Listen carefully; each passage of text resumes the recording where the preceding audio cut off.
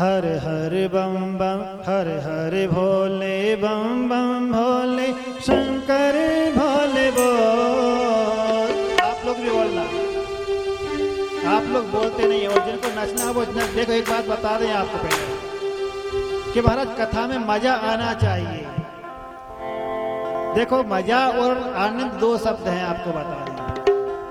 मजा लेंगे तो सजा भोगना पड़ेगा और आनंद लेंगे तो परमानंद की प्राप्ति होगी। इसलिए कथा सुने, भगवान का नाम संकीर्तन करें, नाचना हो तो नाच भी लें। हम बार बार उठ के खड़े हो जाओ खड़े जाओ नहीं बोलते, माताओं आपको उठना हो तो नाच उठ लेना नाच लेना, क्योंकि हमारी व्यासपीठ की मर्यादा है कि हम साधु साई परंपरा से कथा करते हैं। अन्य वक्ताओं की तरह खड़े होकर करा के नहीं नचाते हैं। आप लोग अपने भाव से नाचें, आनंद के लिए नाचें, मजा के लिए नहीं। नाचना तो दो प्रकार से होता है, मजा के लिए भी और आनंद के लिए भी। देखो मीराबाई भी नाची है, चैतन्य महाप्रभु भी नृत्य करते थे कीर्तन के द्वारा, भाव विभोर हो जाते थे। और मजा लेने वाले शादियों में क्या बोलते हैं उसको, बियर पी कर भी मजा लेते, लेकिन बाद में क्या होता आप जानते हैं। तो मजा लेने के लिए नहीं, आनंद लेने के लिए कथा सुनना चाहिए, कीर्तन करना चाहिए, नृत्य करना चाहिए आनंद के लिए। इसलिए हर हर भोले बम बम भोले शंकर भोले बोल। हर हर भोले बम बम भोले शंकर भोले बोल। सब दुख तेरे दूर भगेंगे जय शंकर की भोले शंकर भोले बोल। हर हर भोले बम बम भोले भोले शंकर बोल। सब दुख तेरे दूर भगेंगे जय शंकर की ओहो, सब दुख तेरे दूर भगेंगे जय शंकर की बोल।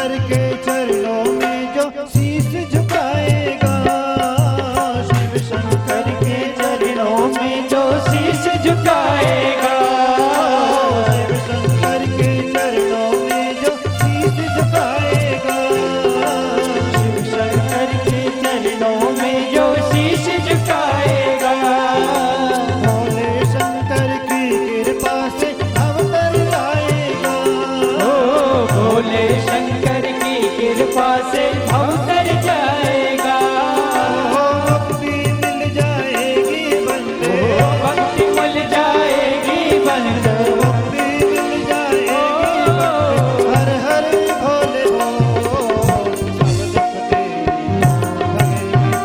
शंकर की अरे सब दुख तेरे दूर भगेंगे अंदर के पट को, हर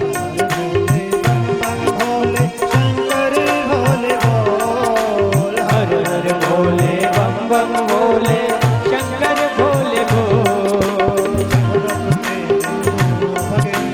अंदर के पट भोले ओ भोले गाइए हर हर भोले बम बम भोले, भोले बम बम भोले,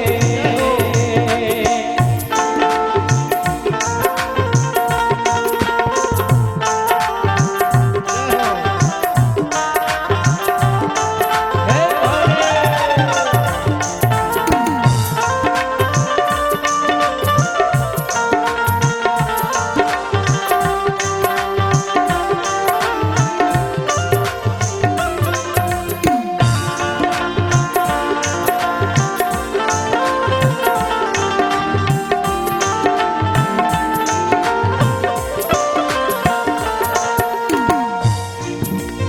और नर मुनि जन जो भी शिव की महिमा गाएंगे, सुर नर मुनि जन जो भी तेरी महिमा गाएंगे, सुर नर मुनि जन जो भी शिव की महिमा गाएंगे, सुर नर मुनि जन जो भी तेरी महिमा गाएंगे, चाहा वर पल भर में वो शिव से पाएंगे, चाहा वर पल भर में वो शिव जी गाएंगे, सच्चे मन से हाथ ओ जोड़कर, सच्चे मन से हाथ जोड़कर, सच्चे मन से हाथ जोड़कर दूर भगेंगे अंदर के पट को, अरे सच्चे मन से दूर भगेंगे अंदर के पट को, हर हर भोले बम बम भोले शंकर भोले बोल, हर हर भोले बम बम भोले जय शंकर की बोल, सब दुख तेरे दूर भगेंगे शंकर की बोल, सब दुख तेरे दूर करेंगे अंदर के पट को, भोले बम बम भोले, भोले बम बम भोले, बम बम भोले,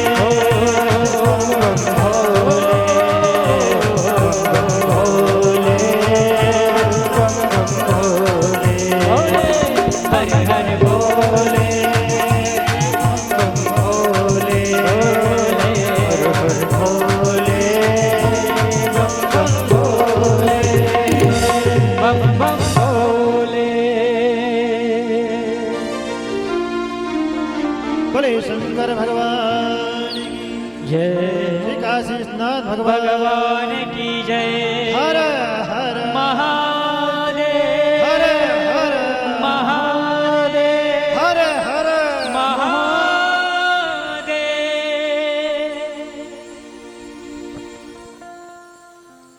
भगवान शिव की महिमा, उनकी पूजन के विधि में जो सकाम भाव से साधक उपासना करते हैं उनके वर्णन किया।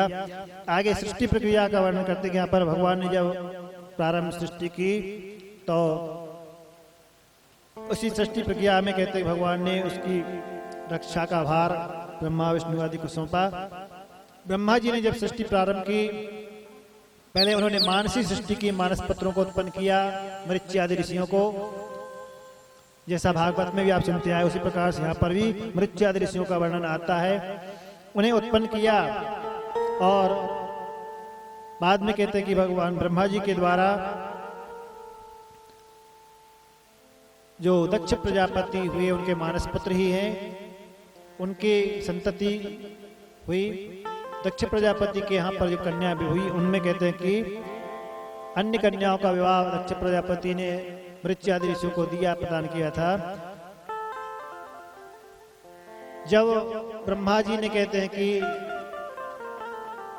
दक्ष प्रजापति से कहा संतति विस्तृत करने का, तो उनकी कन्याओं में कहते हैं कि जो कहीं पुराणों में छोटी कन्या के रूप में सत्यवती जी का वर्णन आता है, कहीं ज्येष्ठ कन्या के रूप में।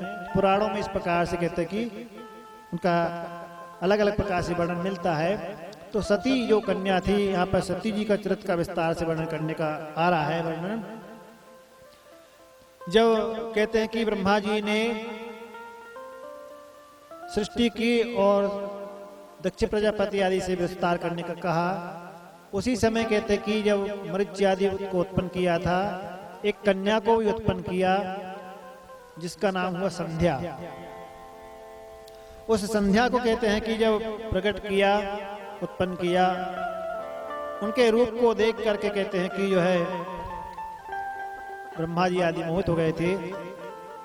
और भगवान ब्रह्मा जी ने कहते हैं कि इस प्रकार से संध्या को जब उत्पन्न किया, उसी समय एक पुरुष और भी उत्पन्न किया जिसका नाम हुआ कामदेव। एक नाम उसका कंदर्प भी है। तो कहते हैं कि उस प्रकार से उन्हें कंदर्प आदि को उत्पन्न किया। और यहाँ पे सती चरित्र का भूमिका बना रहे प्रारंभिक, और सृष्टि करके बाद में कहते हैं कि जो सती थी उनका विवाह भगवान महादेव के साथ किया। अपने पिता दक्ष के यज्ञ में जाकर के शिव का अपमान देख करके सती जी को कोप हुआ। उन्होंने देह त्याग किया योग अग्नि में, और वही अगले जन्म में कहते हैं कि पार्वती के रूप में हिमाचल के यहाँ पर उत्पन्न हुई, पुनः शिव को प्राप्त किया पति रूप में। इस प्रकार से संक्षिप्त रूप में जब संकेत रूप में कथा का वर्णन किया, तो ऋषियों ने कहा कि आप हमें विस्तार पूर्वक कथा श्रवण कराएं कि भगवान शिव का विवाह पार्वती जी के साथ, पहले सती जी एक ही शक्ति वही सती रूप में फिर पार्वती रूप में हुई, कैसे उनका विवाह हुआ। उसी संदर्भ में पहले कहते कि भगवान शिव के जो भक्त हैं कुबेर, उनके पूर्व जन्म का वर्णन यहाँ पहले प्रसंग बसात पहले बता दे रहे कि जब भगवान शिव ने पार्वती जी के साथ विवाह किया था और कुबेर से मित्रता की, प्रसंग बसात ऐसा कह दिया, तो ऋषियों ने पहले प्रश्न कर लिया। सती चरित्र को तो विराम करके आगे बताएंगे, पहले कुबेर के साथ मित्रता कैसे हुई ये पूछने लगे। तब कुबेर के पूर्व जन्म का वर्णन यहाँ पर पहले बताया जा रहा है कि कुबेर पहले कौन थे फिर अगले जन्म में।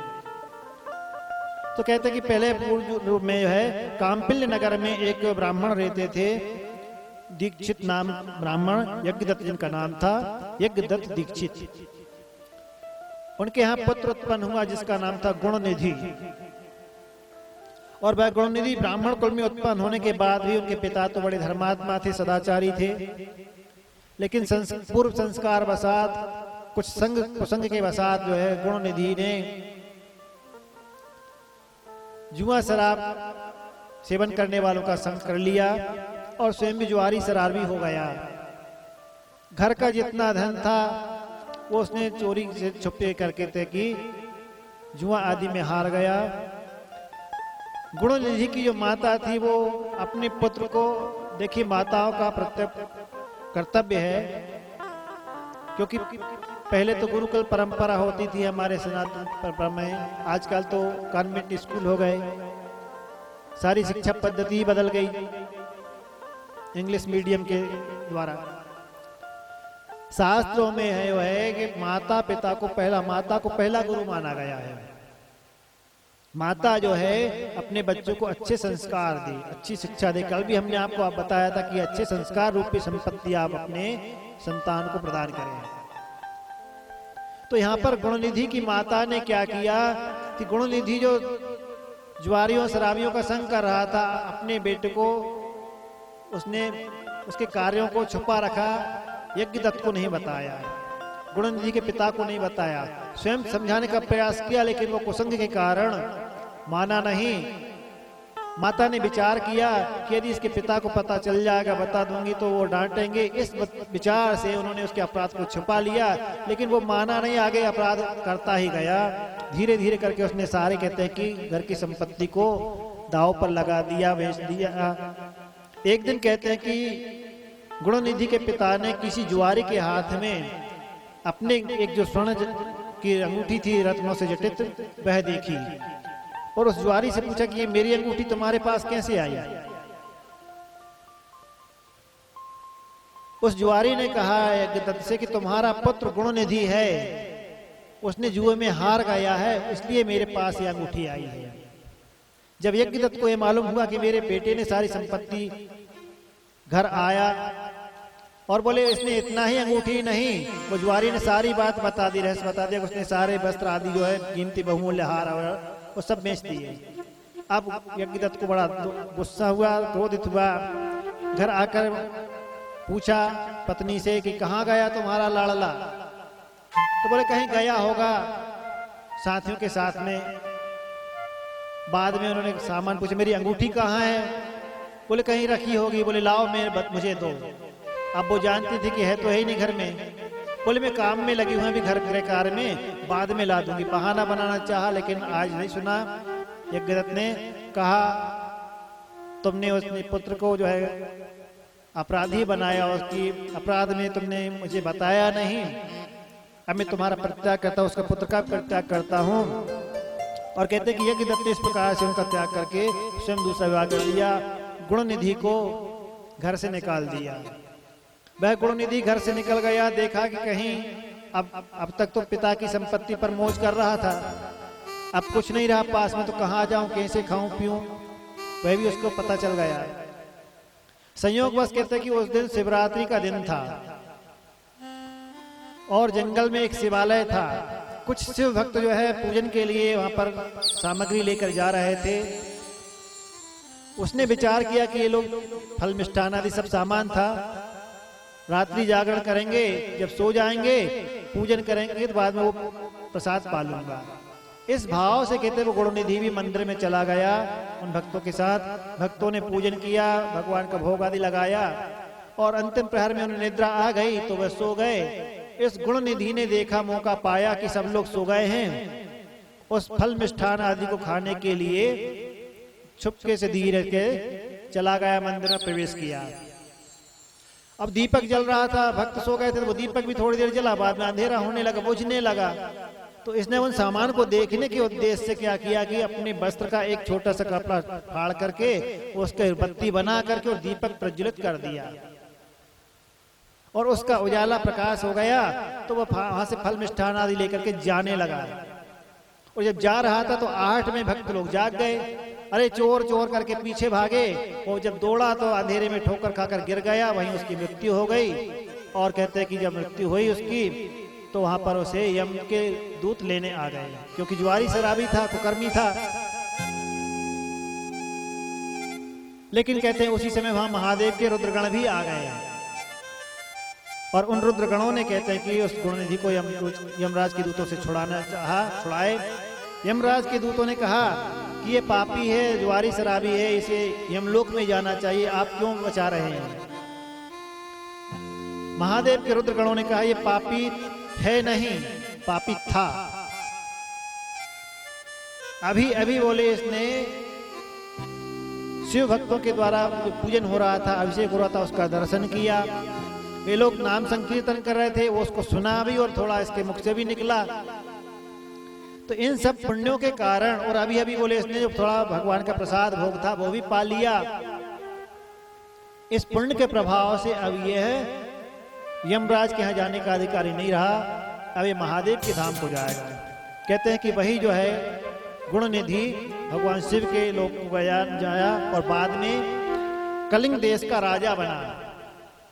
कलिंग देश का राजा बना, उसका कहते हैं जब राज मिला वहां पर, तो उसने कहते हैं कि अरिंदम नाम रखा गया। उसे अपने पूर्व जन्म का संस्कार मालूम था, ज्ञान था, बोध था कि मैं पहले कैसे ज्वारी था, और एक दीपक की ज्योति जलाने मात्र से निमित्त बनाए कि भगवान के लिए दीप दान किया उसने, वो बत्ती जलाई थी। इस पर कहते हैं कि इस प्रभाव से जो है एक दीपक जलाने से अनजाने में, वो भी मैंने प्रसाद भोग प्राणे के उद्देश्य से जलाया था, भगवान शिव को अर्पण करने की बुद्धि से नहीं जलाया था, इतने मात्र से बोले कि मुझे यमराज की यातना से भोग बचना हो गया। तो अपने पूर्व संस्कार वसात स्मरण के कारण जब वो कलिंग देश का राजा बना, तो अपने राज्य में भी घोषणा करवा दी सबके द्वारा, भगवान शिव को दीपदान करवाता था और स्वयं भी भगवान शिव को दीपदान करता था। उस दीपदान के प्रभाव से कहते हैं कि वो जब तक उसका शरीर रहा उसने भगवान शिव की आराधना की। वही बाद में गुणनिधि कलिंग देश का राजा बना, और कलिंग देश के राजा बनने के बाद में अगले जन्म में कुबेर बना, जो भगवान महादेव का भक्त और सारे धन का स्वामी कुबेर माने जाते हैं। तो इस प्रकार से कहते हैं कि कुबेर ने भगवान शिव की आराधना की। उन्हें जब भगवान शिव की कृपा से धनाध्यक्ष बनाया गया, तो काशी में आकर कहते हैं कि कुबेर ने और भगवान की आराधना की, दीर्घ काल तक तप किया। उस तप से प्रसन्न होकर के कहते हैं कि भगवान महादेव पार्वती जी के सहित वहां पर प्रकट हुए और कुबेर को वरदान दिया कि तुम्हें धनाध्यक्ष बनाया जाता है, तुम सारे यक्षों के स्वामी बनो और मैं तुम्हारा मित्र हूं, तुम्हारे साथ मेरी मित्रता रहेगी। इस प्रकार भगवान महादेव ने कहते हैं कि जो पूछा था ऋषियों ने कि किस प्रकार भगवान महादेव ने कुबेर को मित्र बनाया था, कैसे उनकी मित्रता हुई थी, वह वर्णन किया। तो भगवान महादेव शिव जो है ऐसे हैं कि जो एक जुआरी शराबी को भी जो है उन्होंने कहा, तो जुआरी शराबी पाप कर्म करने वाला उसे राजा बना करके और बाद में यक्षों का स्वामी धर्म का राजा बना दिया, और कुबेर पद जो है सारी निधियों का स्वामी बनाया। ऐसा भगवान महादेव जो है उनकी कृपा, उनका अनुग्रह है कि भगवान न जाने कौन से गुण पर दया निधि रीझ जाते हैं। एक दीपक की ज्योति जला देने मात्र से भगवान उस पर प्रसन्न हो गए, और उस पर प्रसन्न होकर के कहते हैं कि उसे धन का स्वामी अध्यक्ष बना दिया। ऐसे भगवान शिव की महिमा है। और ये शंकर भगवान की जय। भगवान शिव की जो है उनका कृपा से धन का स्वामी बने। आगे कहते हैं कि जो शिव चरित्र चल रहा था, सती का चरित्र, वो सती चरित्र में ही कहते हैं कि ऋषियों ने पूछा कि आप हमें ये बताइए किस प्रकार से भगवान शिव ने जो है सती जी के साथ उनका विवाह आदि हुआ था। तब कहते हैं कि भगवान शिव के सती जी के साथ जो विवाह हुआ था उसका कारण के संदर्भ में नारद जी ने प्रश्न किया कि विधे सर्वम बेजानासी कृपया वद संक्रस्य च त्वया अद्भुतम ही कथा कथा में से वयोसवा। आपने मुझे भगवान शिव की बोले कि बड़ी मंगलमयी कथा श्रवण कराई। आगे बोले आप मैं बताइए कि सती कैसे उनकी अर्धांगिनी हुई सर्वप्रथम, और बाद में वही पार्वती के रूप में कैसे उत्पन्न हुई। तो कहते हैं कि जब भगवान शिव ने ब्रह्मा जी को जो सृष्टि का कार्य सौंपा था, ब्रह्मा जी ने दक्ष आदि के द्वारा कहते कि संक्षेप का वर्तन बताया जो आपने सुन चुके हैं। और सदाशिव की कृपा से कहते हैं कि जो संध्या उत्पन्न हुई थी, ब्रह्मा जी ने संध्या कन्या को उत्पन्न किया था और कामदेव को उत्पन्न किया था मानस पुत्र के रूप में। तो कहते हैं कि उस संध्या के रूप को देख करके सारे ब्रह्मा जी के मानस पुत्र आते वे सभी मोहित हो गए। यहाँ तक कि स्वयं ब्रह्मा जी भी कहते हैं कि उसका रूप को देखा। उसी समय जब कंदर्प कामदेव प्रकट हुआ था तो कामदेव को ब्रह्मा जी ने वरदान दिया। ब्रह्मा जी से कामदेव ने कहते कि वरदान मांगा कि आप मुझे वरदान प्रदान करें। तो ब्रह्मा जी ने कह दिया कि तुम जो है तुम्हारा प्रभाव ऐसा होगा कि सबको मोहित करने वाले होगे, सब तुम्हारे वशभूत हो जाएंगे, प्राणी मात्र पर तुम्हारा अधिकार रहेगा। और यहाँ तक कि कह दिया कि अहम वा वासुदेवो वा वसुदेवा स्थाणुर्वा पुरुषोत्तमः भविष्यामस्तव वसे किमन्ये प्राणधार कहा। ब्रह्मा जी ने कहा कि मैं स्वयं, पहले अहम अपने आप को भी गिना दिया कि मैं भी, भगवान विष्णु भी, हम सब प्राणी मात्र जो कहते हैं कि तुम्हारे वश में हो जाएंगे। कामदेव को ऐसा वरदान दे दिया कि तुम्हारा प्रभाव इतना होगा। कहते हैं कि कामदेव ने वही वरदान प्राप्त करने के बाद में पहला प्रयोग ब्रह्मा जी पर ही किया और ब्रह्मा जी को मोहित करने के लिए उन्होंने अपना प्रयोग किया। तो ब्रह्मा जी भी कहते हैं कि संध्या के रूप को देख करके मोहित हो गई और कामदेव के जो बाण हैं 5 बाण, हर्षण, रोचन, मोहन, शोषण और मारण आदि जो 5 उनके कहते हैं कि बाण है, पुष्प बाण, इसलिए कामदेव का एक नाम पुष्प धनवा भी है।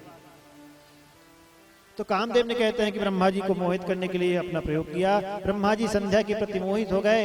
यह देख करके सारे कहते हैं ऋषिगण आदि आश्चर्यचकित हो गए और उन्होंने कहते हैं कि भगवान महादेव से प्रार्थना की कि ये अनर्थ हो रहा है, ब्रह्मा जी अपनी कन्या के प्रति आसक्त चित्त वाले हुए हैं।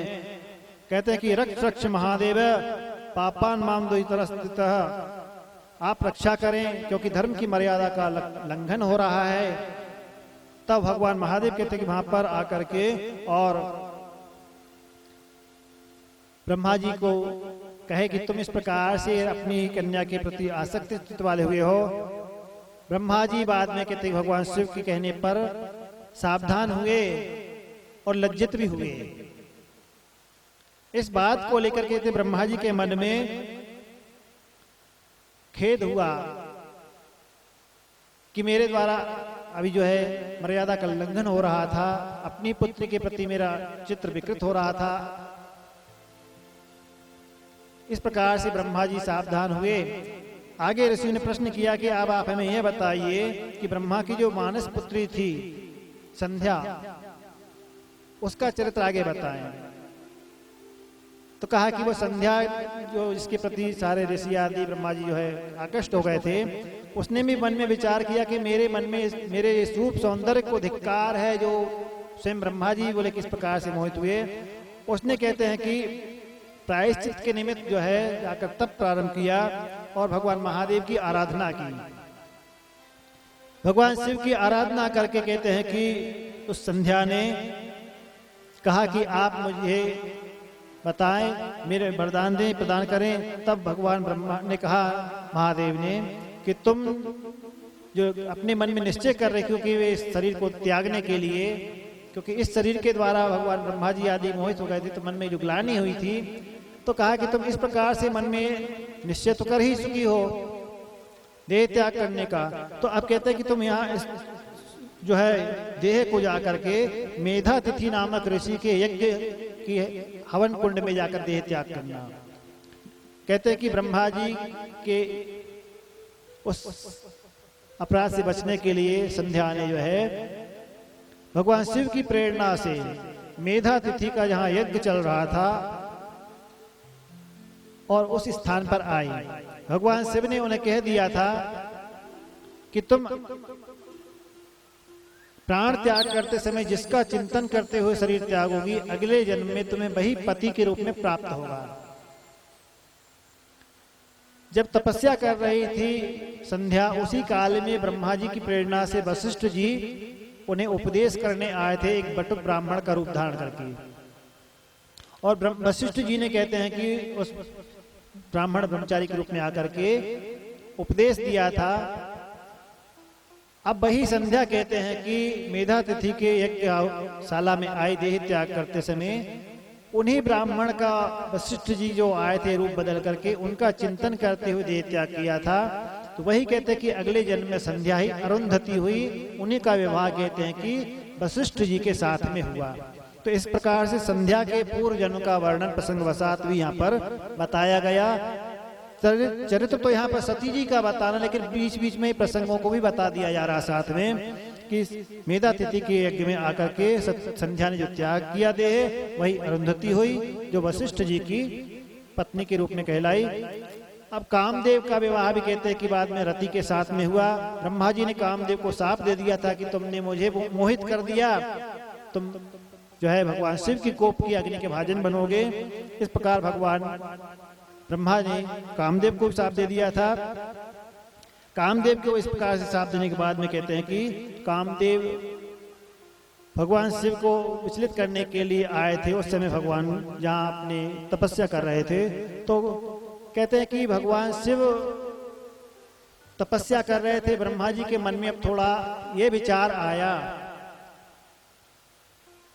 कि मुझे भगवान महादेव ने डांटा था जब मैं संध्या के प्रति आसक्त चित्त हुआ था। ब्रह्मा जी के मन में यह विचार आया कि ऐसा कोई उपाय करना चाहिए जिससे भगवान महादेव भी किसी स्त्री के प्रति आसक्त चित्त वाले हों। ऐसी उनके मन में थोड़ी प्रतिशोध की भावना आ गई। कहते हैं कि ब्रह्मा जी ने भगवान नारायण से कहा, भगवान नारायण ने ब्रह्मा जी को समझाया कि इस प्रकार से जो कुचेष्टा है वह व्यर्थ है, भगवान महादेव के प्रति इस प्रकार का भाव नहीं करना चाहिए। लेकिन ब्रह्मा जी ने अपना निश्चय दृढ़ रखा तो भगवान विष्णु ने कहा कि यदि आपको यही विचार है तो आप ऐसा करें कि जो शिव की आद्य शक्ति पराशक्ति है उन्हीं की आराधना करें। उनकी कृपा से यदि वो तैयार हो जाएं अवतार लेने के लिए तो भगवान शिव का विवाह उनके साथ में हो सकता है और भगवान उन्हें पत्नी रूप में ग्रहण कर सकते हैं। जब भगवान विष्णु ने कहते कि इस प्रकार से भगवान पहले तो शिव जी की महिमा का वर्णन किया, लेकिन ब्रह्मा जी जब नहीं माने तो ये उपाय बता दिया। और ब्रह्मा जी ने कहते हैं कि जो है स्वयं भी भगवती पराम्बा की आराधना की और अपने पुत्र दक्ष से कहा कि तुम भी जगदम्बा की आराधना करना। ब्रह्मा जी ने कहते ही भगवती की आराधना करते हुए कहा कि सर्वत्र व्यापिनी नित्याम निरालंबाम निराकुलाम त्रिदेव जननीम वंदे स्थूल स्थूलम अरूपणीम। बोले आपकी मैं वंदना करता हूँ, प्रार्थना करता हूँ। आप सर्वत्र व्यापी रहने वाली हैं, सर्वव्यापिनी हैं, नित्य रहने वाली है, निराश्रय हैं, सब को उत्पन्न करने वाली है, इस जगत की जगत धात्री हैं। आपको नमस्कार करता हूँ। ऐसे उन्होंने कहते ब्रह्मा जी ने भगवती की प्रार्थना की, स्तुति की और उससे कहते हैं कि भगवती जो है प्रसन्न हुई।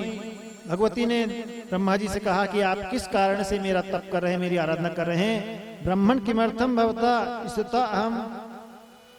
बोले तुम्हारे द्वारा मैं क्यों स्तुत, क्यों मेरी आराधना कर रहे हो?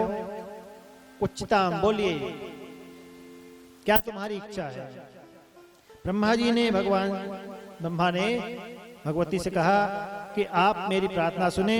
शृणु देवी महेशानी कृपाम कृत्वा ममोपरि। आप मेरे ऊपर कृपा करें और मेरी प्रार्थना सुने। मेरा मनोरथ यह है कि आप जो है सर्वशक्तिमती है, सर्वव्यापिनी है।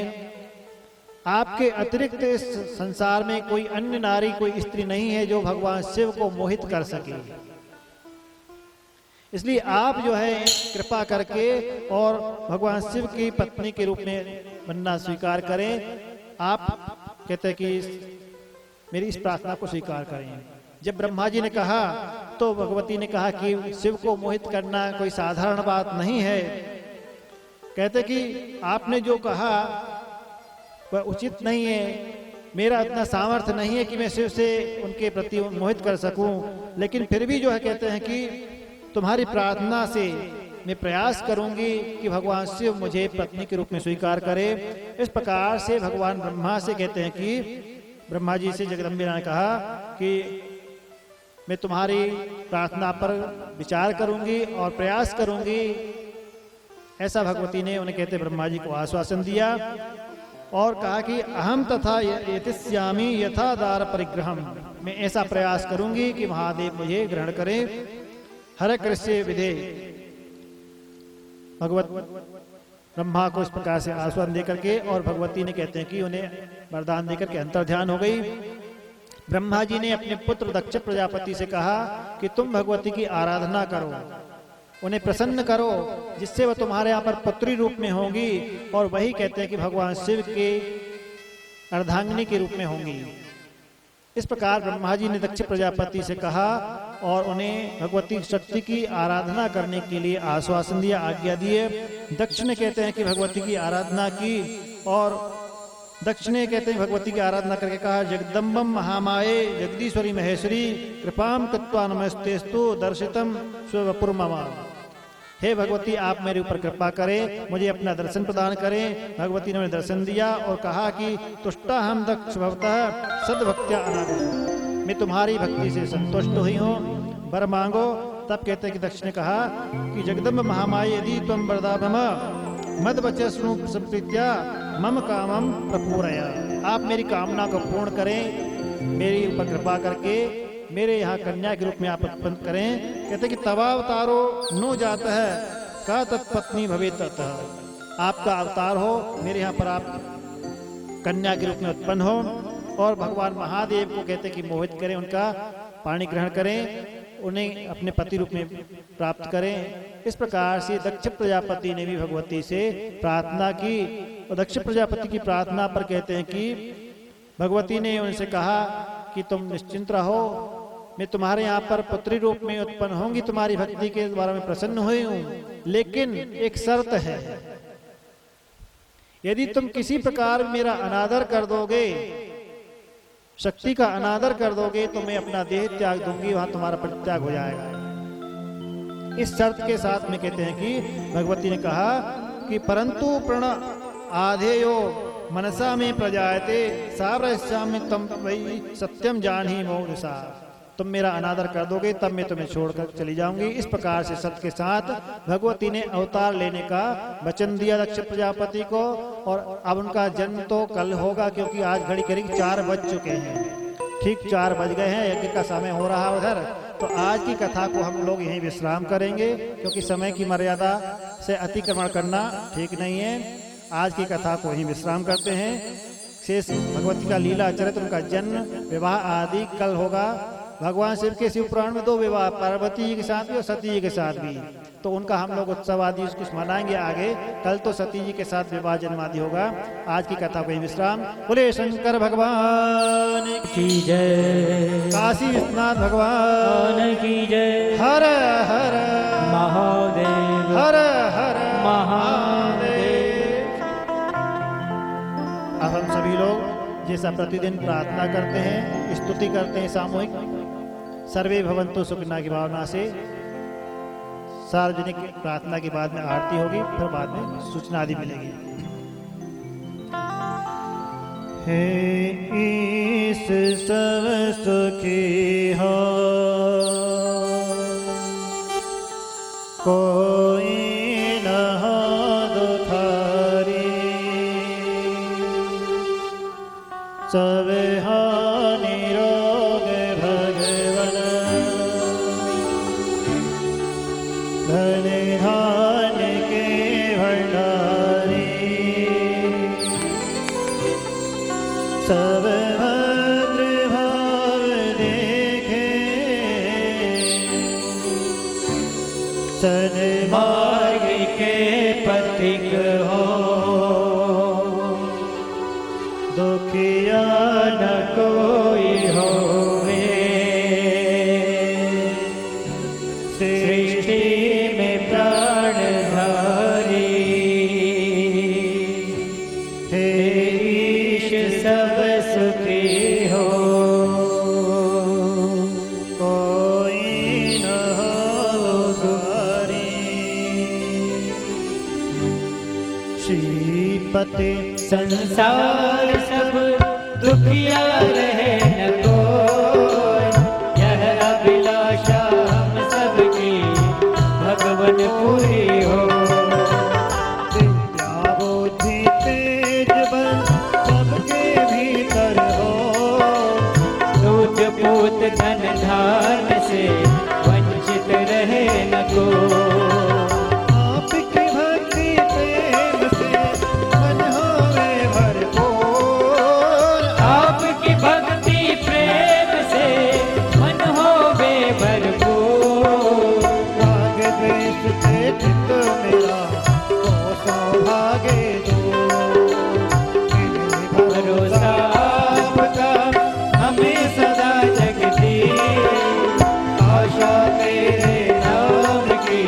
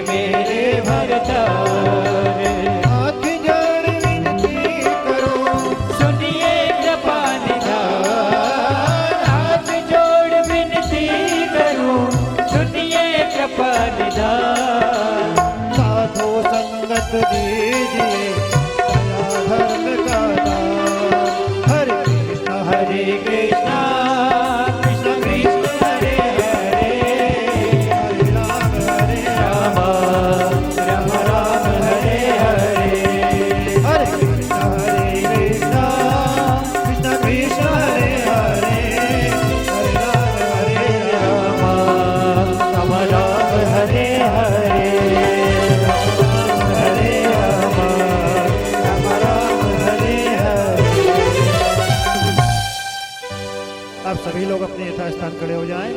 भगवान की आरती होने जा रही है। हरि ओम चंद्रमा मनसो जात चक्षो सूर्यो अजायत श्रोत्राद्वा यक्ष प्राण च मुख दग्निरजायत। ओम जय शिव ओंकार प्रभु हर शिव ओंकार विष्णु सनातन भोले भोले नाथ महाशिव ओम हरे हरे हरे महादेव।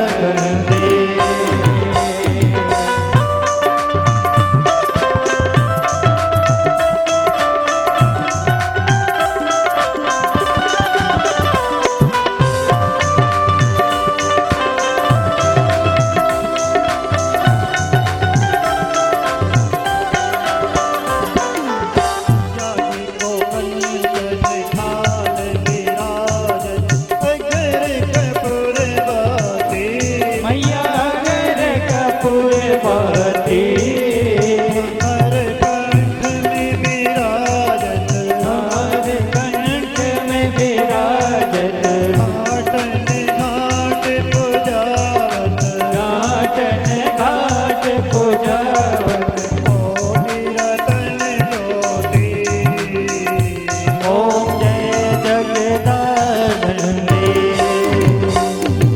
मैया जी की आरती निस दिल प्रण गावे निश दिन पड़ गवे हत शिवानंद स्वामी जपत हरा हर स्वामी मांगित फल पावे ओम जय जगदानंदे जय जगदानंद मैया जय आनंद गाते कहा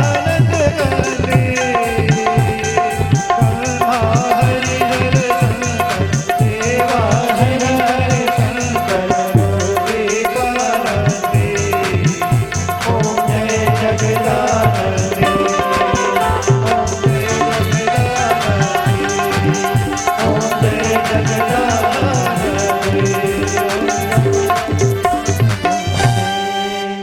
पुष्पांजलि करुणावतारं संसारसारं भुजगेन्द्रहारं सदा वसन्तं हृदयारविन्दे भवं भवानी शैतं नमामि मन्दारमालाकुलतालिकाय कपालमालाङ्कितशेखराय दिव्यम्बराय च दिगम्बराय नमः शिवायै च नमः शिवाय जलेन शीतलीकरणं पुष्पे देवाविन्दनमारोग्यात्माविन्दनम् आरार्तिक्यं समर्पणं कुर्यात् वैदिक मंत्र पुष्पांजलि हरि ओम ओम जदनेन जदनमय जयन्त देवास्तानि धर्माणि प्रथमान्य षण्णाते हनाकं महिमानः शचन्द्रजत्र पूर्वे शाद्याः शान्तिदेवाः ओम राजाधिराजाय प्रसह्य साहिने नमो वयं वै श्रवणाय कुर्महे शमे कामान् काम कामाय मह्यं कामेश्वरो वै श्रवणो ददातु कुबेराय वै श्रवणाय महाराजाय नमः ओम स्वस्ति साम्राज्यं भोज्यं स्वराज्यं मयि राज्यं पारमेष्ठं राज्यं महाराज्यमाधिपत्यमयं शमन्तपर्याये स्यात् सार्वभौमः सर्वायुष्यान्तादा परार्धाता पृथिव्ये समुद्रपर्यन्ताय एकराडिते तदप्येष च लोको विगीतो मरुतः परिवेष्टारो मरुतस्यावशङ्ग्रहे आवीक्षितस्य कामप्रे विश्वे देवा सभाषदयति ओम विश्वादक्षक्षुरोतम विश्वातो मुखो विश्वातो बाहुरोतम विश्वाद सपात शाम्बाहुव्यान्नमति सम्पतत्रैर्द्यावा भूमि जनयन् देव एकः ओम एकदन्ताय विद्महे वक्रतुण्डाय धीमहि तन्नो दन्ते प्रचोदयात् ओम गणम्बिकायै च विद्महे कर्मसिद्ध्यै च धीमहि तन्नो गौरी प्रचोदयात् ओम रामदूताय विद्महे वायुपुत्राय धीमहि तन्नो हनुमत् प्रचोदयात् ओम रुद्रदेहाय विद्महे मेकलकन्यकाय धीमहि तन्नो रेवा प्रचोदयात्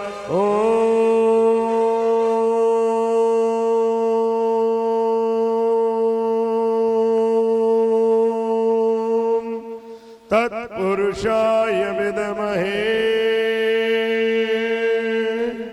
महादेवाय धीमहि तन्नो